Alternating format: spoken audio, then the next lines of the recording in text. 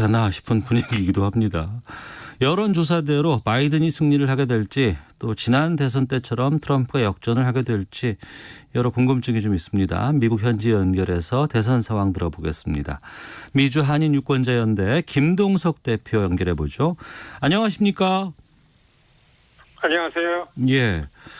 확진 발표 나고 나서 이제 트럼프 대통령의 기행이 계속 지금 보도가 되고 있고, 뭐 군 병원에서 퇴원을 할 때 슈퍼맨 옷을 입으려고 했다. 뭐 코로나19 면역력을 갖게 된 것 같다. 이런 얘기들도 나오고요. 이 트럼프 대통령의 코로나19 확진 이후에 또 음성 판정 받았다고는 하는데 지금 말이나 행동들에 대해서 미국 사람들은 뭐라고 지금 반응하고 있어요? 뭐 아시다시피 거의 4년 됐잖아요. 예. 대통령 취임하고. 네. 네, 뭐 선거판에서뿐만 아니라 대통령직을 수행하면서 이때까지 해온 것들이 늘 그랬기 때문에 사실 뭐 저도 집중해서 정치권에 관심을 갖고 있는데 네. 이제는 대통령이 그런 거를 대개가 그렇거니 하죠. 그런데 너무 상식이 아닌 것들이 감염병 상황에서 대통령 처신하는 게 나왔기 때문에 예. 여론은 아주 안 좋죠. 사실은 대통령이 의사 말 안 듣고서 그냥 병원에서 나온 것처럼 나온 거거든요. 예. 그리고 다른 사람에게 전염시킬 가능성이 계속 있다라는 주치의 경고에도 불구하고서 그냥 막무가내였었잖아요. 꼭 열흘을 지나면 되지 않냐 그래가지고 열흘 만에 지난 토요일 날 백악관에 그냥 한 5, 600명 지지자들 많았고서 백악관에서 행사를 하는 걸로 백악관 복귀, 구체적이고 적극적인 선거판에 이제 복귀를 한 겁니다. 네. 오늘 플로리다로 갔어요. 예. 플로리다 가가지고 역시 본인 지지층들에게 아주 집중적으로 겨냥해가지고 준비하고 우리가 뭉치고 나와야 된다라고. 네. 사실 말씀하신 것처럼 트럼프 대통령의 선거 전략이 한 열흘 스탑했던 것 때문에 차질이 왔죠. 굉장히 초조해하고 예. 대개 그전에는 경합주의 4년 전처럼 막판 판세를 뒤집을 수 있는 가능성이 아직 있다고서 계획을 세웠었는데 이게 네. 열흘이 빵꾸가 나는 바람에 굉장히 초조하고 그냥 밀어붙이고 그런 상황입니다. 네.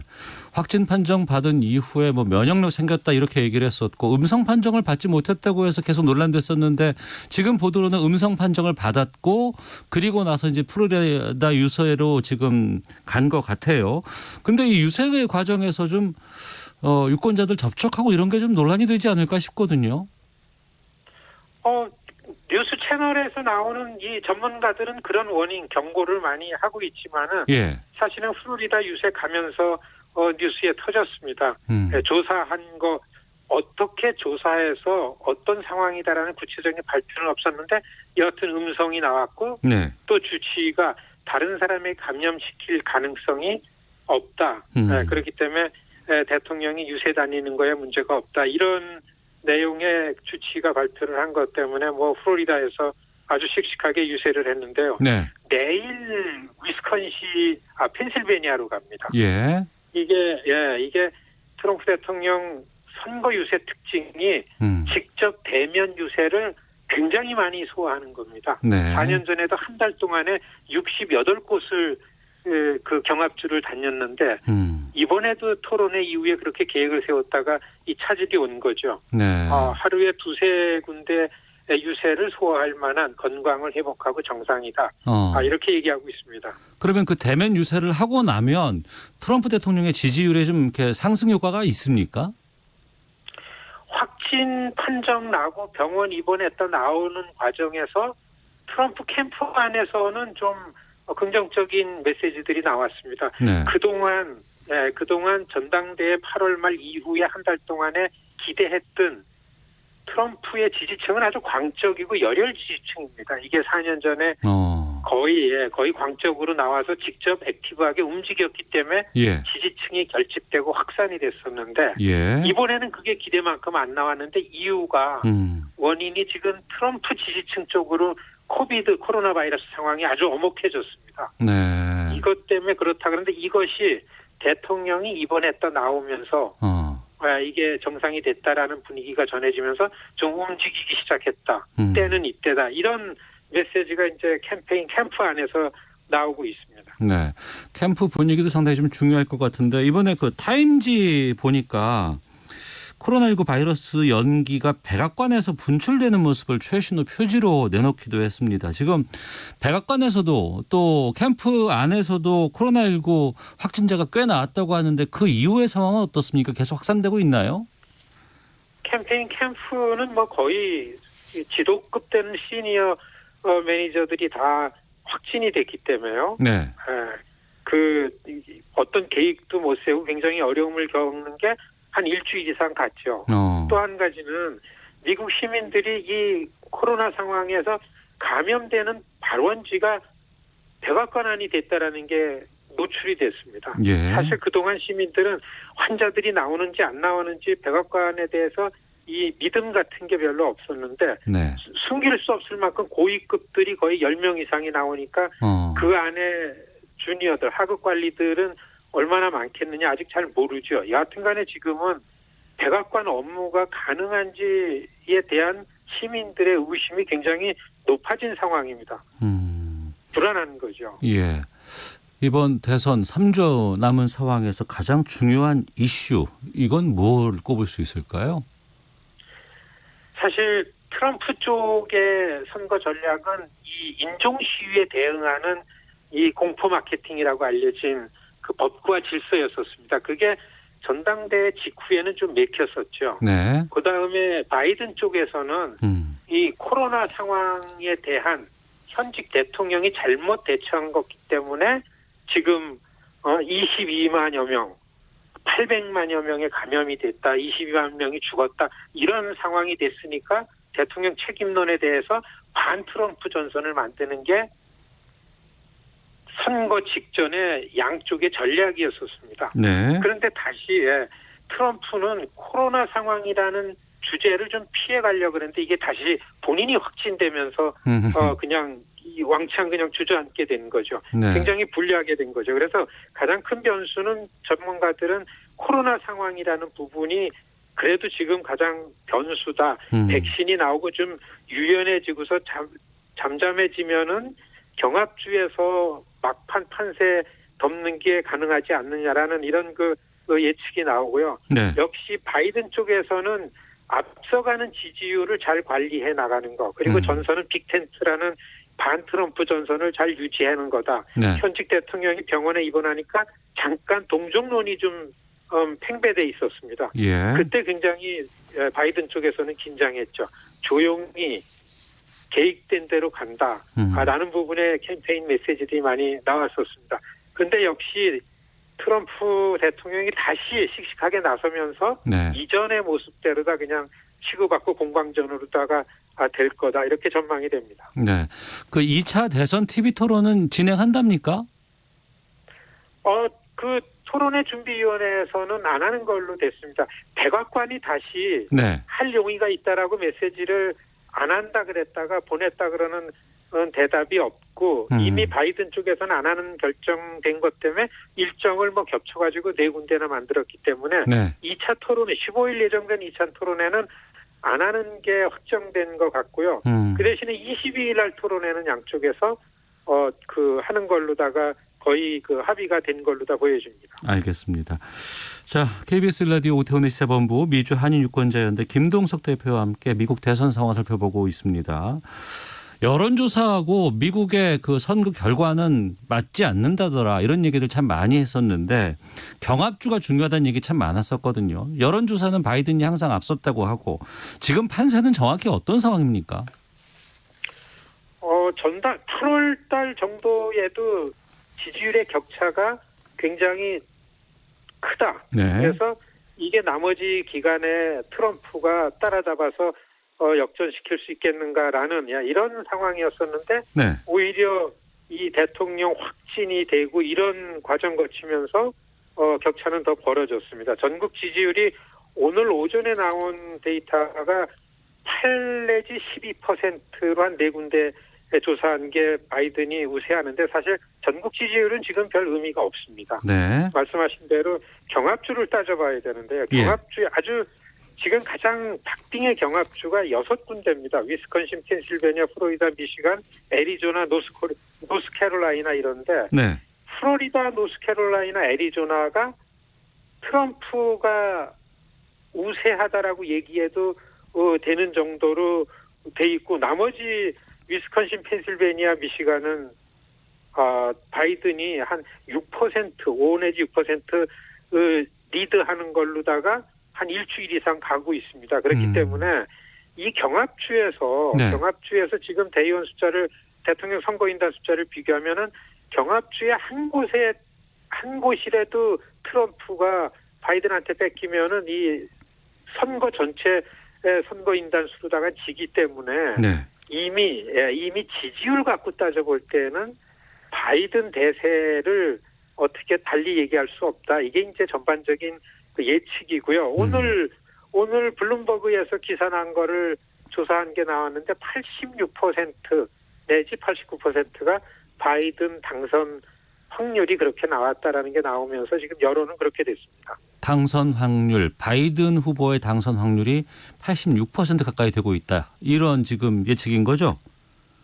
그렇습니다. 알겠습니다. 그러면 지금 부재자 투표가 지금 진행 중에 있습니까? 그렇죠. 이미 조기 투표, 부재자 투표는 이미 진행이 됐고요. 그리고 이게 이제 변수가 아주 우편 투표라는 부분입니다. 사실 미국에서 우편 투표 실시한 적이 없습니다. 네. 올해는 이 코로나 상황 때문에 어떻게 투표소로 가기가 어렵기 때문에 각 주마다 새롭게 우편 투표를 실시했습니다. 우편 투표를 했던 적은 있는데 그게 부재자 투표였는데 많은 사람들 부분이 아니었죠. 이번에는 한 3분의 2 정도 50% 훨씬 더 넘게 우편 투표로 참가할 거다라고 예측이 될 정도로 지금 아마 미국의 우편 행정, 우체부들이 갖고 다니는 우편물 중에서 거의 다가 투표용지가 아닌가 이런 얘기가 이제 방송 채널에서 막 나올 정도로 이미 시작이 됐죠. 그렇기 때문에 우편 투표가 변수가 되는 원인은 트럼프 지지자들은 우편 투표를 원래 안 합니다. 당일날 직접 투표하는 거고 우편 투표를 하겠다라는 포션이 한 12~13% 된 거에 비해서 60% 이상이 우편으로 투표하겠다라는 게 바이든 지지자죠. 트럼프가 우편 투표를 인정하지 않고 이거는 조작과 부정의 의혹을 갖기 때문에 나는 인정하지 않고 불복하겠다라고 일찌감치 얘기한 게 바로 불리하기 때문에 그랬죠. 그래서 지금은 선거 직전에 이 우편 투표라는 핑계를 가지고 이게 판세가 어떻게 변하지 않으면은 트럼프 대통령이 승복하지 않고 이게 좀 선거판에 혼란을 가져올 거가 아닌가. 이게 많은 전문가들이 지금 선거판을 예측하는 상황입니다. 그 부분인데요. 그러니까 현장 투표에서는 뭐 공화당 지지자들이라든가 트럼프 지지자들이 많이 대거 투표를 해서 11월 3일 막 실시되는 투표에서는 트럼프가 이기고 하지만 대다수의 바이든 지지자들은 우편 투표를 한다고 하는데 우편 투표를 개봉하기 전에 상황에서 트럼프가 그 우편 투표 내용은 난 인정하지 않겠다라고 해버리면 이거 어떻게 되는 겁니까? 그러니까 지금 많은 이 오피니언 리더들은 지도층들은 미국의 법은, 미국의 헌법은 평화적인 권력을 교체한다라는 전제로 만들어졌기 때문에 현직 대통령이 이걸 인정하지 않으면 어떻게 할 도리가 없다. 법에 나온 거는 하원에서 이거를 관리해야 되고 그렇지 않으면은 대법원의 논의를 넘겨서 해야 되는 거 아니냐. 뭐 그렇게 생각을 이미 트럼프는 해서 그런지 긴스버그 대법관 돌아가셨을 때에 제일 일성이 그렇게 얘기했습니다. 9명의 대법관 자리를 채우는 건 나한테 대단히 중요하다. 왜냐하면 올 선거가 거기서 할지 모르기 때문에 오늘서부터 대법관 상원 청문회 시작했습니다. 22일 끝나고 선거 전주까지는 9명을 채우는 거 임명을 하겠다. 이렇기 때문에 공화당에서는 지금 밀어붙이고 있습니다. 그렇게 대법관 자리가 이제 그 판단의 중요한 잣대가 되기 때문에 아마 트럼프 쪽에서는 지금 상황을 계속해서 밀어붙이는 것 같고, 그러면 평화적인 정권 교양이 아닐 경우 여기에 대해서 국민들은 상당히 좀 혼란스러울 것 같은데, 민주당 쪽에서는 지금 어떤 입장인 거예요? 여기에 대해서. 사실 민주당 쪽에서도 이거에 대한 대책을 세우는 대응팀도 꾸리고, 네. 4년 전에도 트럼프가 아슬아슬하게 지면은 불복할 가능성이 있었기 때문에 알려진 거에 의하면 그때도 오바마 대통령이 공화당에 있는 지도부를 포함한 불복할 경우에 논의하고 선거 결과로다가 이거를 안전하게 관리할 위원회를 꾸렸던 게 요즘에 알려졌습니다. 네. 그렇기 때문에 지금 이게 초당적으로 어떠한 이 권력 이양의 커미티를 만드는 부분, 아니면은 지금 민주당 쪽에서는 여러분 너무나 이 우편 투표도 중요하지만 제일 중요한 거는 당일날 현장에서 압도적으로 이기는 거가 가장 중요하다는 얘기를 벌써 몇 주 전서부터 해오고 있죠. 네. 딱히 아주 어떤 현직 대통령 권한을 어떻게 할 방법이 있는 건 아니다. 예. 그러니까 지금 이 선거판의 혼란입니다. 이 혼란이 11월 3일 현지 시간이겠습니다만, 그 상황에서 어떻게 전개가 될지, 어떤 상황이 벌어질지 정말 예측하기가 힘든 상황이 아닌가 싶고요. 하나만 더 여쭤보겠습니다. 지금 문재인 대통령이 종전선언 계속 지금 추진 중에 있고요. 이수혁 주미대사가 미 고위 관료 접촉 결과 북한만 동의한다면 아무런 이견이 없다, 이렇게 밝히기도 했습니다. 대선 이슈와 좀 맞물린 상황에서 이 한반도 종전선언에 대한 미국 내 반응 끝으로 좀 알려주시죠. 지금 미국의 대선판에 한반도, 미국 선거판에 외교 문제가 중심 주제가 된 적은 없습니다. 네. 더구나 지금 같은 상황에서 이 미국의 정치권에 의회든 백악관이든 한반도 문제 언급되지 않고 있고요. 그 이전에 지난 이 선거가 오기 전에 한반도 정전이라는 문제가 워싱턴 중심에서는 그렇게 크게 거부감이 없었습니다. 네. 사실은 틀리는 얘기가 아니고요.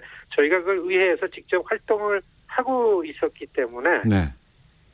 이 전쟁을 끝내기 위해서 미국이 이런 입장을 가져야 되고 한국은 이런 게 요청한다라는 거에 대해서 미국이 받아들이는 거는 그렇게 부정적이지는 않고, 워낙 북한에 대한 불신이 높기 때문에 네. 그 이전에 좀 해야 될 것들을 통과시키는 게 어려웠기 때문에 아마 선거가 끝나고 미국이 안정이 되면은 네. 트럼프 대통령의 북한 문제는 굉장히 지난 3년 동안 이루어진 거를 긍정적으로 보는 분위기가 분명히 있기 때문에 여야할 것 없이요. 좀 진전이 될 거다, 이렇게 기대해도 무난하다고 봅니다. 알겠습니다. 11월 3일 미국 대선 상황 있게 되면 또 개표 상황들이 좀 나올 때쯤 다시 저희가 좀 연결을 해서 좀 말씀 듣도록 하겠습니다. 네, 고맙습니다. 예, 고맙습니다. 지금까지 미주 한인유권자연대 김동석 대표 연결해서 대선 상황 살펴봤습니다. 자, 이 시각 교통정보 확인하고 헤드라인 뉴스 듣고 오겠습니다. 교통정보센터 공인혜 리포터입니다. 네, 이 시각 교통정보입니다. 오늘도 고속도로는 작업하는 곳이 많은데요. 공사 구간에서는 작업 차량도 여러 대 서 있고 차로도 일부 막혀 있기 때문에 전방 주시에 더 신경을 써주셔야 안전합니다. 먼저 부산 외곽